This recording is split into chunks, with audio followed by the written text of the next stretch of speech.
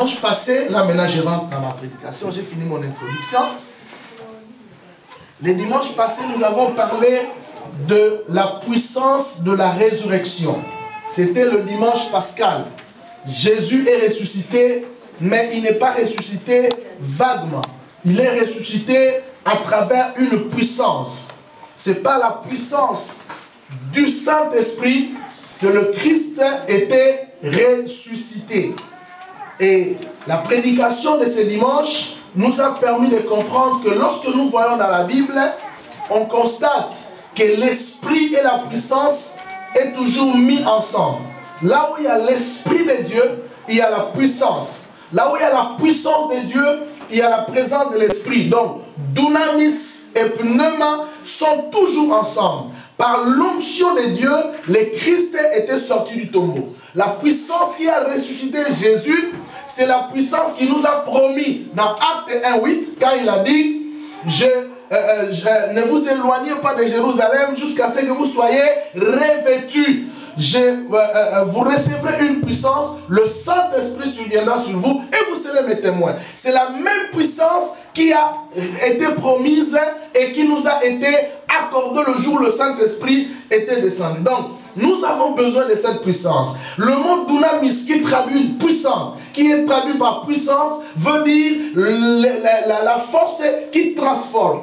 Donc, l'onction de Dieu qui nous remplit est une puissance qui agit et qui transforme nos vies, qui transforme notre état. Lorsque vous avez l'onction de Dieu, lorsque vous avez l'esprit de Dieu, la puissance qui habite en vous va tout transformer, va tout changer. Le faible en fort, les pauvres en riches, les liés en déliés, les bloqués en débloqués, l'esclave en libre, parce que vous avez la puissance qui change. Le dunamis, le mot dunamis traduit par puissance, dynamique, dynamisme, c'est une force qui transforme. Et cela a fait que Jésus soit ressuscité. Nous continuons avec Jésus. Nous voulons maintenant parler de Jésus après la résurrection. Le thème de ce matin, la seigneurie cosmique de Jésus. Écrivez. La seigneurie cosmique de Jésus. C'est facile, question de vous expliquer les termes. La seigneurie cosmique de Jésus. Il y a le mot Seigneur et il y a le mot cosmos que j'ai mis par cosmique de Jésus. Jésus est Seigneur de tout le cosmos. Le mot cosmos, c'est le mot grec qui est traduit en français par monde. Pour les Grecs, le monde, c'est le cosmos. Alors, l'aspect cosmique de la seigneurie de Jésus, c'est tout simplement le fait que Jésus est le Seigneur du monde. Et quand je parle du monde, je ne parle pas de la terre. Parce que chez les Grecs, lorsqu'on parle du cosmos, on ne voit pas la terre. La terre est incluse dans le cosmos. Quand on parle du cosmos, on voit l'univers organisé. Dites amen. On voit l'univers organisé. Et parlons de l'univers, nous avons les cieux, nous avons la terre et nous avons le sous-terre. Dites amen. C'est l'ensemble du cosmos. Et Jésus, après sa résurrection, il n'était plus un homme ordinaire. Il n'était plus un homme qu'on pouvait toucher. Vous allez remarquer, mes amis, lorsque Jésus était encore sur la terre, il avait les faiblesses de tous les hommes. La Bible, dans le livre des Hébreux, décrit Jésus en 3 temps. Suivez-moi bien. Décrit Jésus en 3 temps. Le premier temps, Jésus inférieur aux anges. Dans l'Ancien Testament, Jésus était inférieur, excusez-moi, le premier temps, Jésus égal aux anges, je voulais dire. Dans l'Ancien Testament, Jésus était égal aux anges. C'est lui, le Melchisédek de l'Ancien Testament. Vous lisez l'Ancien Testament, vous avez entendu parler de Melchisédek dans Genèse, qui est venu auprès d'Abraham pour lui offrir, quand Abraham était sorti victorieux de roiteler de l'Orient, et il est venu vers Melchisédek, et Abraham a payé sa dîme à Melchisédek, et Melchisédek lui a donné du pain et du vin. Donc, évidemment, c'est symbole du corps et du sang de Jésus, comme vous voulez comprendre.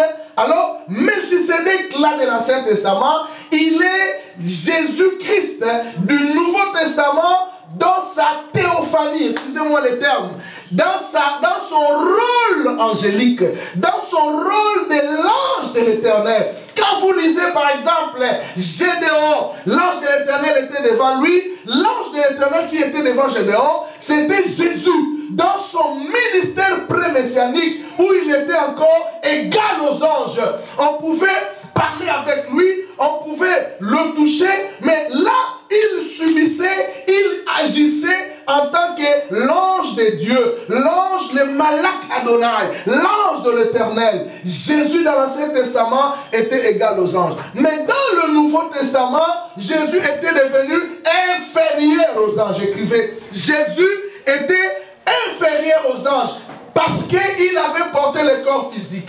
L'infériorité de Jésus n'était pas liée, mes amis, à sa divinité, mais parce que Jésus était devenu homme. Il avait pris la forme humaine. Il avait revêtu la chair humaine. Il est devenu inférieur aux anges. Il pouvait avoir faim. Les anges pouvaient lui donner à manger. Il pouvait avoir soif. Les anges pouvaient le servir à boire. Jésus est devenu inférieur aux anges. Le jour où il a quitté le désert, après avoir été tenté pendant 40 jours et 40 nuits par le diable, la Bible me dit, le Seigneur avait faim et les anges de Dieu sont venus le servir. Jésus était devenu inférieur aux anges. Mais quand il est mort, suivez-moi maintenant, quand il est mort, Jésus est ressuscité des morts, il devient supérieur aux anges. Alléluia. Amen. Voilà, Jésus égal aux anges, Jésus inférieur aux anges. Après la résurrection, Jésus supérieur aux anges. Et la Bible dit, tous les anges maintenant pouvaient l'adorer. Come on. Il avait reçu le nom qui est au-dessus de tous les noms. Maintenant, tous les anges de Dieu pouvaient se prosterner et honorer,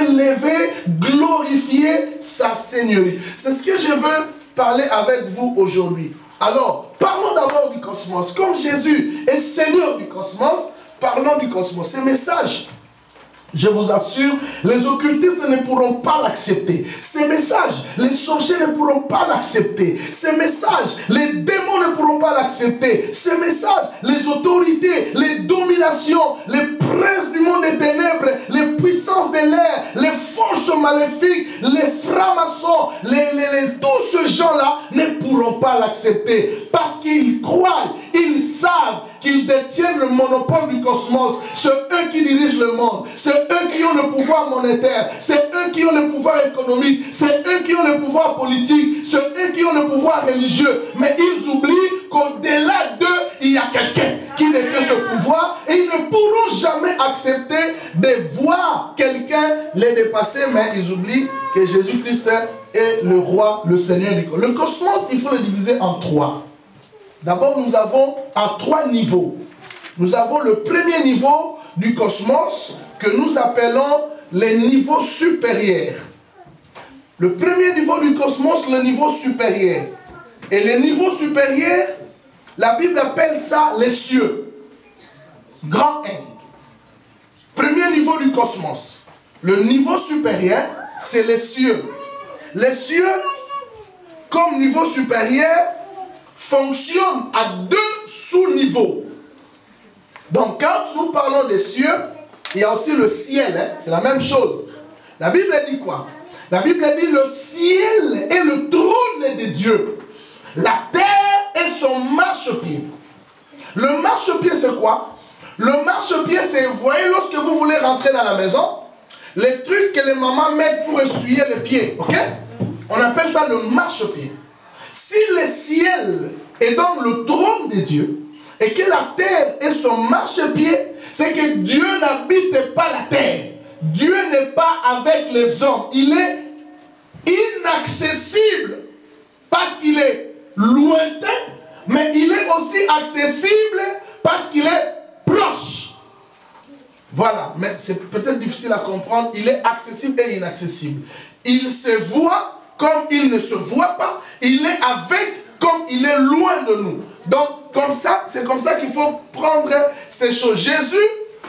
Les cieux maintenant, le niveau supérieur a deux autres niveaux. Les deux niveaux du niveau supérieur sont le suivant. Il y a les lieux célestes, comme le premier niveau, dans le premier sous-niveau, dans le niveau supérieur, on appelle ça les lieux célestes. Et puis le deuxième sous-niveau, dans les lieux célestes, nous appelons ça les niveaux intermédiaires. Nous ne sommes pas encore à la terre, nous sommes d'abord au niveau supérieur. Je reprends. Le cosmos est subdivisé en trois grands niveaux. Le premier grand niveau, nous appelons ça le niveau supérieur. Dans le niveau supérieur, il y a deux sous-niveaux. Les niveaux appelés les lieux célestes et le deuxième sous-niveau appelé les niveaux intermédiaires. Alors, qui habite les lieux célestes? Les lieux célestes sont habités par Dieu lui-même, par ses anges, et la Bible dit, après la résurrection, Jésus est assis à la droite du Père. Nous sommes dans les lieux célestes. Donc dans les lieux célestes, il y a le trône de Dieu. Il y a les anges qui servent Dieu, et à sa droite, à sa puissance, à sa main forte, se trouvent les rois des rois. Lorsque Jésus est ressuscité, la première des choses, il est monté. Éphésiens 1:20. Il est monté. Vous allez voir, Paul est fantastique. Tout ce que je vais vous dire aujourd'hui, le 3/4, je le tire dans le livre des Éphésiens. On ne va pas sortir dans le cadre de ces livres. On va rester dans le cadre de ces livres. Éphésiens. Paul a parlé énormément de choses, se retrouvant dans ce livre. Chapitre 1. Éphésiens. Je lis le verset 20. Voilà ce que me dit la Bible. Il a déployé en Christ, pour avoir l'idée, qu'est-ce qui a été déployé en Christ. Verset 19. Quelle est envers nous qui croyons l'infinie grandeur de sa puissance. Sa puissance, se manifestant avec efficacité par la vertu de sa force, il l'a déployé en Christ, il a déployé sa puissance en Christ, en le ressuscitant des morts et en le faisant asseoir à sa droite dans les lieux célestes. Donc après la résurrection de Jésus, Jésus est monté vers le Père, il est allé dans les lieux célestes au niveau supérieur et il est assis à la droite du Père. Frères et sœurs, Jésus-Christ est donc au lieu céleste, très confortablement assis dans les lieux célestes. Il habite les lieux célestes. Quand il est assis dans les lieux célestes, dans le niveau supérieur, après la résurrection, Jésus a fait quoi? Écoutez-moi bien et suivez-moi bien. Deuxième chose, Jésus a pris les chrétiens. Il ne t'a pas pris physiquement. Il a pris ton âme.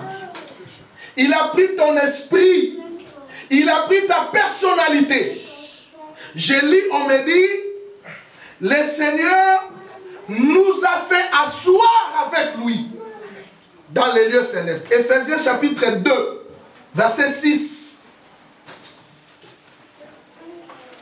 Il nous a ressuscités ensemble et nous a fait asseoir ensemble dans les lieux célestes en Jésus-Christ. Quand le Seigneur est monté pour s'asseoir, il s'est souvenu qu'il y a un certain karma. Quand il est monté dans les lieux célestes, il a dépassé, suivez-moi bien, il a dépassé les régions inférieures. Il a dépassé la terre. Il a dépassé les niveaux intermédiaires. il est monté au niveau supérieur, dans les lieux célestes. La Bible dit, il est assis là-bas dans les lieux célestes. Et après s'être assis, il a pris mon âme. Il est monté avec dans les lieux célestes. En réalité, toi, tu n'es pas ici, tu es là-bas. En réalité, je ne suis pas terrestre, je suis céleste. La Bible dit, tels les célestes, tels sont le céleste. Parce que le Seigneur m'a pris et m'a amené là-bas, là où il est assis, il m'a fait asseoir. Cela veut dire, tous ceux qui chercheront ma vie doivent monter là où je suis monté. S'ils sont incapables de monter là où moi je suis là, avec Jésus, donc ma vie ne sera jamais nulle. La Bible dit, vous ne serez jamais inquiétés. Rien ne pourra vous nuire. Je touche. Rien ne pourra vous nuire. Frères et sœurs, non seulement Jésus nous a pris et nous a ramenés là-bas après sa résurrection, la Bible ajoute, là où il est, là où nous sommes, notre vie sur la terre, il a béni. Dites Amen. Amen. Nous lisons le chapitre 1, le verset 3, toujours d'Éphésiens. La Bible dit, béni soit le Dieu et Père de notre Seigneur Jésus, qui nous a bénis, de toutes sortes de bénédictions spirituelles, où? Dans les lieux célestes. Nous sommes toujours dans les lieux célestes. Jésus est assis après sa résurrection, il m'a pris, il m'a fait asseoir, et il a pris la main, come on, il m'a béni. Le Christ t'a béni. Donc tu peux dire à celui qui est à tes côtés, j'ai été béni.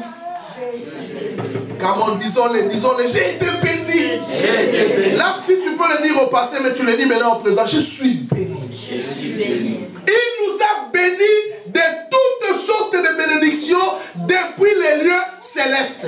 Voilà ce que le Christ a fait. Il est monté lui-même, il est assis, il m'a pris, il m'a fait asseoir et il m'a comblé de bénédictions. Cela veut dire, ne t'inquiète pas sur terre. Ta vie est sujet à la bénédiction. Parce que puisque tu es là, sur la terre, tu ne fais que refléter l'image de toi, du vrai toi qui est au ciel. Et le vrai toi qui est au ciel est déjà sous la proclamation de la bénédiction. Amen. Ça, c'est l'œuvre de Jésus après la résurrection. Nous avons quitté le niveau supérieur. Venons maintenant au deuxième sous-niveau. Nous sommes toujours dans le niveau supérieur. Premier sous-niveau, c'est les lieux célestes. Deuxième sous-niveau, les niveaux intermédiaires. Suivez-moi. Maintenant, les niveaux intermédiaires, c'est ce que la Bible appelle les airs. Dans les airs. Les airs. A-I-R-S. Les airs. Dans les airs maintenant, c'est là où habite le diable et toute son armée. Il s'agit de la puissance de l'air, des princes de ce monde des ténèbres, des esprits méchants. Je reprends. Les deuxièmes sous-niveaux, les niveaux intermédiaires, les airs, les mondes atmosphériques, c'est là où réside le diable, comme esprit, il divague, les démons. Nous avons les puissances de l'air, les princes de ce monde des ténèbres, les esprits méchants, les autorités, les dominations, les puissances. Éphésiens chapitre 2, verset 2.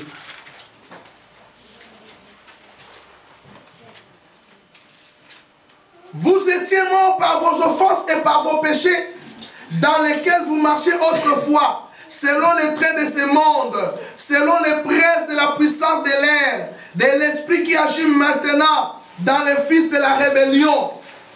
Et puis, ces esprits qui agissent dans les fils de la rébellion, les dominations, les autorités. Éphésiens chapitre 1, on voit aussi le verset 20. Vous avez déjà écrit ça. Le verset 22 dit au-dessus de toute domination, autorité, puissance, dignité, tout ça. Donc, ces forces-là, les dominations, les autorités, les démons, eux ne sont pas dans les niveaux célestes. Ils ne sont pas dans les cieux.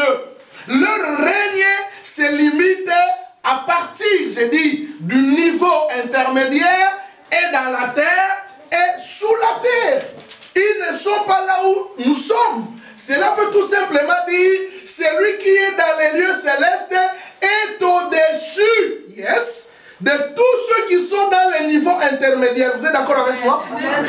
Et c'est pourquoi maintenant, Jésus, après sa résurrection, Dieu l'a pris de la tombe, il a traversé les régions inférieures, il a traversé la terre, il a traversé les mondes intermédiaires, il est allé dans les lieux célestes, la Bible dit au-dessus. Lisons. Après sa résurrection, Jésus, Christ a reçu la domination sur tout empire du diable. Éphésiens 1, 21 à 22. Éphésiens 1, 21 à 22.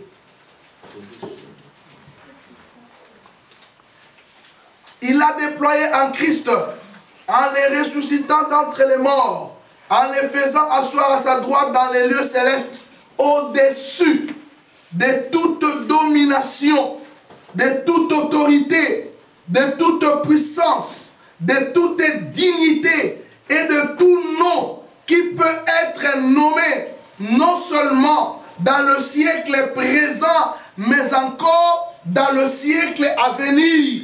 Jésus est placé après sa résurrection au-dessus de toutes les puissances et de tous les esprits. Il les a mis tous sous ses pieds parce qu'il en est le chef.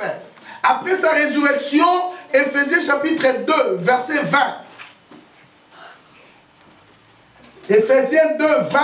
Vous avez été édifiés sur les fondements des apôtres et des prophètes, Jésus-Christ étant la pierre angulaire. Alors la Bible dit, vous avez été en lui édifiés pour être une habitation de Dieu. Et non. C'est Colossiens, pardon. Colossiens 2, 20. Pas Éphésiens. Écrivez seulement, vous allez lire ça à la maison. Je veux que je vous donne beaucoup de versets. Parce que c'est un enseignement, Colossiens 2, 20. Si vous êtes mort avec Christ, aux principes élémentaires du monde, pourquoi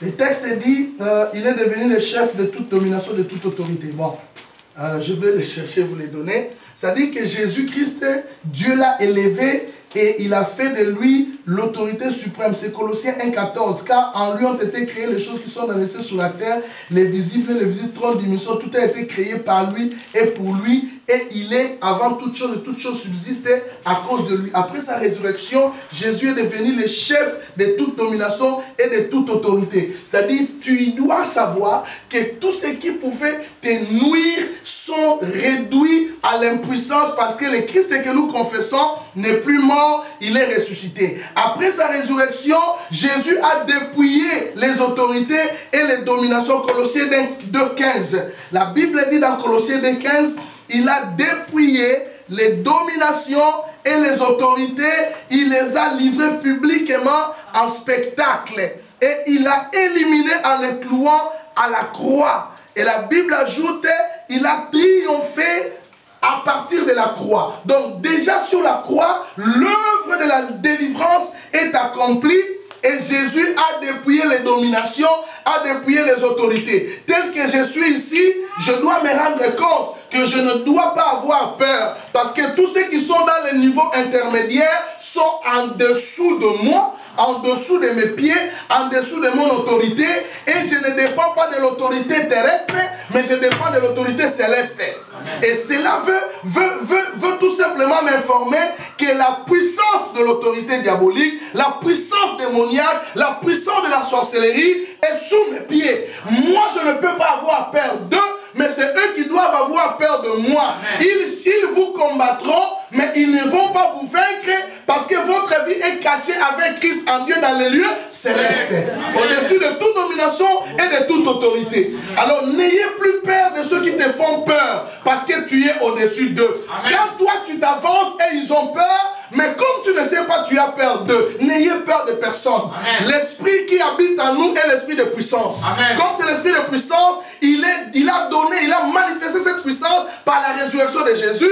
Et il nous a été accordé de vivre cette puissance et de pouvoir le manifester.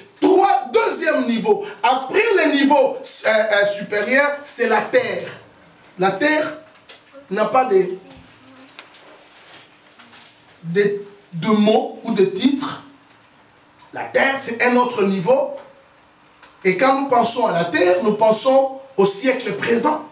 Et nous pensons au siècle à venir. Maintenant, qu'est-ce qui s'est passé? Sur la terre, la Bible dit maintenant, quand Jésus est ressuscité, sur la terre, Dieu a fait quoi? Ça, c'est une grande révélation. Et j'aimerais me déplacer pour vous aider à comprendre ça. Lorsque Jésus était ressuscité, sur la terre, j'ai compris une révélation. Voilà la révélation. La Bible dit, Dieu lui a donné un nom. Dites amen avec moi. Amen. Sur la terre, Dieu lui a donné un nom. Ça m'a marqué. Dieu lui a donné un nom. Dis avec moi un nom. Un nom. Dis avec moi un nom. Un nom. On nomme. Dieu lui a donné un nom en grec. Un nom. Frère, je ne sais pas lequel. Éphésiens 1. Voilà ce que Éphésiens 1 nous rythme. Éphésiens 1. Paul nous a rythmé à la vitesse du nom. 3 lettres. N-O-M. La Bible dit, au-dessus de toute domination, de toute autorité, de toute puissance, de toute unité et de tout nom qui peut être nommé, suivez-moi bien, le nom qui peut être nommé, non seulement dans le siècle présent, la terre, mais encore dans les siècles à venir, la terre. Voilà le deuxième niveau. Jésus, après sa résurrection, il a reçu un nom. Maintenant, quel est le problème? Le problème, c'est que les noms qu'il a reçus, Dieu a placé ces noms au-dessus de tout autre nom qui peut être nommé. Moi, j'ai un problème. Mon problème, c'est la question que je me pose. Je vis sur la terre. Quel est le nom que tu peux me donner, que je peux te donner, qui est présent sur la terre, qui dépasse le nom de Jésus? Il a reçu un nom. Et je crois maintenant, pour que les noms qui nous dérangent sur la terre soient anéantis, ils ne seront qu'anéantis à partir du nom qui lui a été donné. Amen. Donc, nous avons une grâce. La grâce d'avoir un nom. Dis, j'ai la grâce. J'ai la grâce d'avoir un nom. Au-dessus de tout nom. Au-dessus de tout nom. La Bible dit le nom qui peut être nommé aujourd'hui. Donne-moi le nom qui est nommé aujourd'hui. Donne-moi le nom qui peut être nommé demain. Et dis-moi quel est le nom qui a été nommé hier. Dans le passé, au présent et dans le futur, tout nom qui a été nommé est inférieur. Il est subalterne au nom qui lui a été donné. Cela veut dire, par le nom qui lui a été donné, toi et moi, nous avons la capacité d'anéantir tous les noms qui peuvent être nommés aujourd'hui. Amen. Alors je te pose la question. Quel est le nom qui te tracasse? Célibat, c'est un nom. Chômage, c'est un nom. Cancer, c'est un non. Diabète, c'est un non. Sida, c'est un non. Amen. Pauvreté, c'est un non. Maladie, c'est un non. Tu es malade parce que tu crois que tu es malade. Tu souffres parce que tu as normalisé que je souffre. Ce que tu crains, c'est ce qui t'arrive. Ce que tu redoutes, c'est ce qui t'atteint, dit le sage. Je ne crois à rien, je ne crois pas à la pauvreté. Je ne crois pas à la maladie. Je ne crois pas au cancer. Je ne crois pas au sida. Je ne crois pas au diabète. Je ne crois pas au NH7 qui vient de sortir en Chine. Je vais manger les volailles. Je ne crois en rien parce qu'en moi, il y a un nom. Amen. Je crois à ce nom. Parce que quand j'ai ce nom, tous les noms qui peuvent venir face à moi, ce nom-là va les éradiquer, va les disperser, va les chasser. La Bible dit au nom de Jésus, tout genou fléchira. Quel est le nom qui te tracasse? Amen. Pas de rêve, pas de sommeil, oppression, obsession, sorcellerie, c'est un nom. Ta tante, il s'appelle comment? C'est un nom. Ton oncle, il s'appelle comment? Il a un nom. Son nom est inférieur au nom qui t'a été donné. Amen. Oh, mes amis, après la résurrection, c'est pourquoi Paul regarde les Corinthiens. Il dit, si Christ n'est donc pas ressuscité, votre foi est vaine. Fermons la Bible, rentrons à la maison. Mais à cause de l'espérance de la résurrection, parce qu'il a reçu un nom, je suis content. Jésus a reçu un nom sur la terre et point barre. Après sa résurrection, non seulement il a reçu un nom, Dieu a tout mis sous ses pieds sur la terre. Il a tout mis sous ses pieds. Et la Bible dit, Actes chapitre 4, verset 22, verset 12, il n'y a dans le ciel, sur la terre, sous la terre, aucun autre nom qui nous a été donné et par lequel nous devons être sauvés si ce n'est le nom de Jésus. Amen. Pourquoi tu n'arrives pas à dire Amen? Amen. Pourquoi tu es si insensible? Il n'y a dans le ciel, sur la terre et sous la terre aucun autre nom pour lequel nous devons être sauvés. J'ai un nom et c'est le nom de la victoire. Amen. Je crois à ce nom. Amen. Et Jésus dit, voici les miracles qui accompagneront à ceux qui auront cru. 2 points. Amen. À mon nom, virgule, ils chasseront les démons. Amen. Même s'ils boivent quelques breuvages mortels, il ne leur fera point de mal. Amen. Ils marcheront sur la spique et sur les serpents et sur les scorpions. Ils imposeront les mains aux malades et les malades seront guéris. Quel malade? Sida, il sera guéri. Cancer, il sera guéri. Quelle maladie? Et qu'on koufa na kombo na Yesu. Parce qu'il y a un nom. Amen. Les miracles qui accompagneront à ceux qui auront cru. Voilà la possibilité. Les miracles sont là. Et Jésus dit les miracles doivent accompagner. Donc toi, vas-y. Ne dis pas, oh miracle vient. Non, toi va. Et le miracle fait quoi? T'accompagner. T'accompagne. Amen. Quand tu dors, le miracle t'accompagne.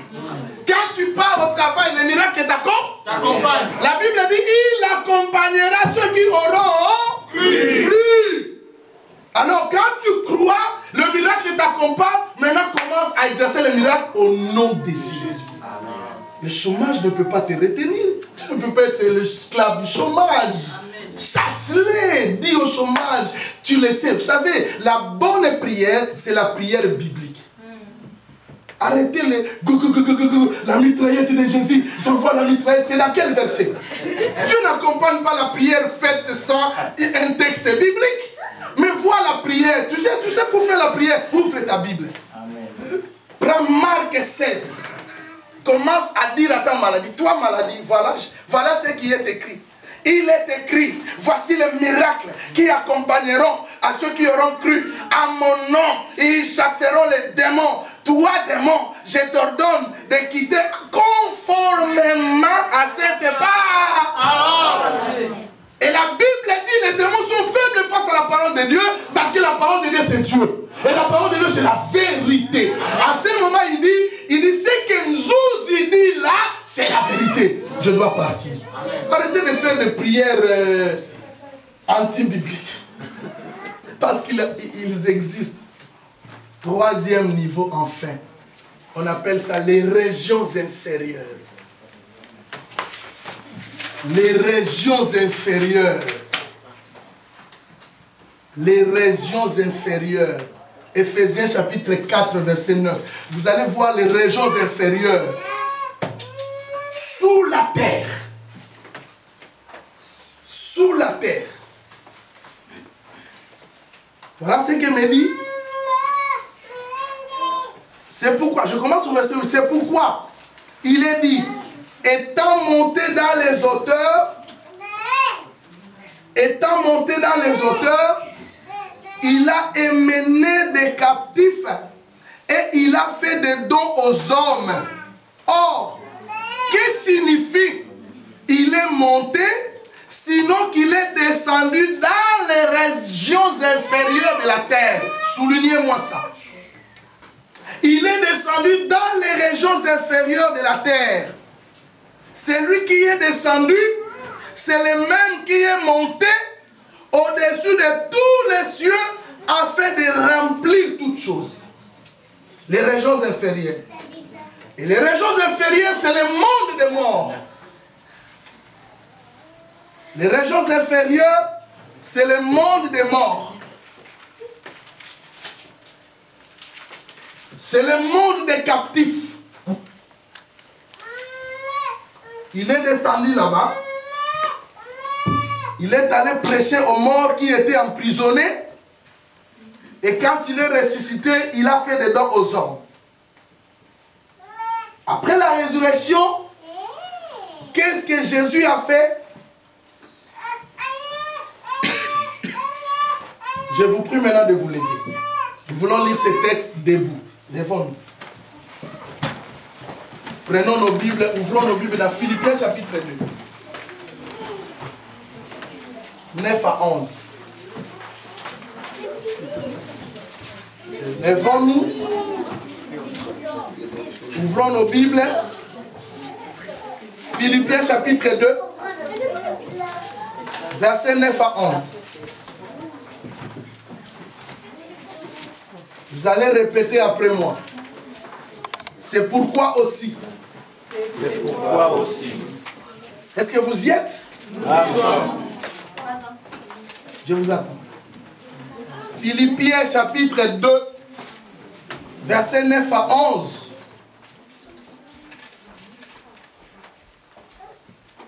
C'est pourquoi aussi. C'est pourquoi aussi. Dieu l'a souverainement élevé. Dieu l'a souverainement élevé. Et lui a donné le nom. Et lui a donné le nom. Qui est au-dessus de tout nom. Qui est au-dessus de tout nom. Afin qu'au nom de Jésus. Afin qu'au nom de Jésus. Tout genou fléchisse. Tout genou fléchisse. Maintenant il faut poser la question où. Alors nous allons répondre. Dans les cieux. Dans les cieux. Sur la terre. Sur la terre. Et sous la terre. Et sous la terre. Et que toutes les langues confessent. Et que toutes les langues confessent. Que Jésus-Christ est Seigneur. Que Jésus-Christ est Seigneur. À la gloire de Dieu le Père. À la gloire de Dieu le Père. Voilà la seigneurie cosmique de Jésus. Amen. Il est le Seigneur dans les cieux. Il est le Seigneur sur la terre. Il est le Seigneur sous la terre. Comme tu as ce Seigneur dans ton cœur, tu as la domination de tout ce qui est dans les cieux. Tu as la domination de tout ce qui est sur la terre. Tu as la domination de tout ce qui est sous la terre. Rien dans ce monde sur la terre ne peut t'inquiéter. Même si ça t'inquiète aujourd'hui, c'est momentanément. Amen. Tu n'auras peur de rien. Parce que ce qui est en toi va stabiliser tout ce qui te déstabilise. Amen. À cause du nom de Jésus. Amen. Maintenant, Je conclue maintenant ma prédication. Vous avez appris que nous partageons le bonheur des psaumes, chapitre combien? 23. Maintenant, nous voulons partager la primauté. À partir du moment où nous aurons 2 textes, vous avez déjà maîtrisé les bonheurs. Partageons le bonheur.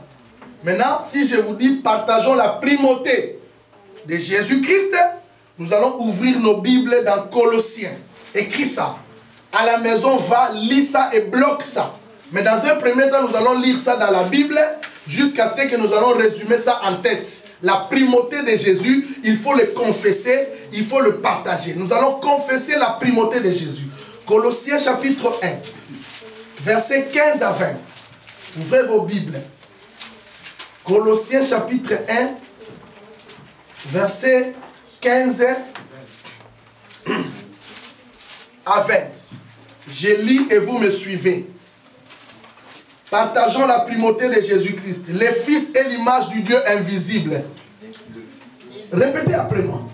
Le Fils est l'image du Dieu invisible. Le premier-né de toute la création. Le premier-né de toute la création. Car en lui ont été créées toutes les choses qui sont dans les cieux et sur la terre,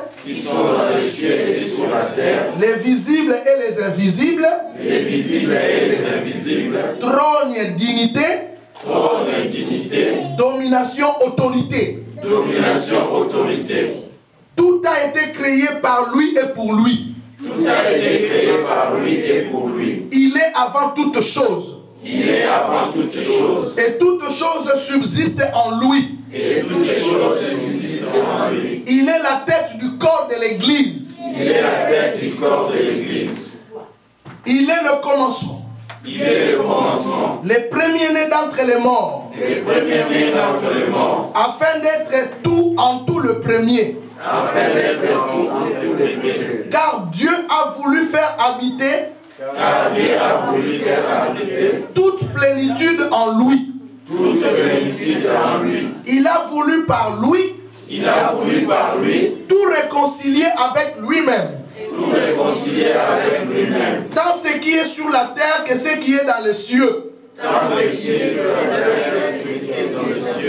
En faisant la paix par lui. Par le sang de sa croix. Élève maintenant tes 2 mains.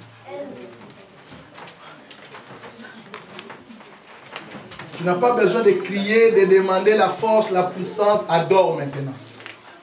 Adore la seigneurie cosmique de Jésus. Il est le Seigneur du cosmos. Le cosmos a 3 niveaux. Les cieux, la terre et la sous-terre. Tous ces niveaux, toutes ces dimensions. Jésus-Christ, après la résurrection, il en a reçu la seigneurie. La Bible dit, il a reçu le nom qui est au-dessus de tout nom. Afin qu'au nom de Jésus, tout genou fléchisse. Cieux, terre et sous terre, et que toute langue déclare que Jésus est Seigneur. Amen. Il est le Seigneur de tout le cosmos. La seigneurie cosmique de Jésus. Élevons nos mains et adorons. Prions tous ensemble.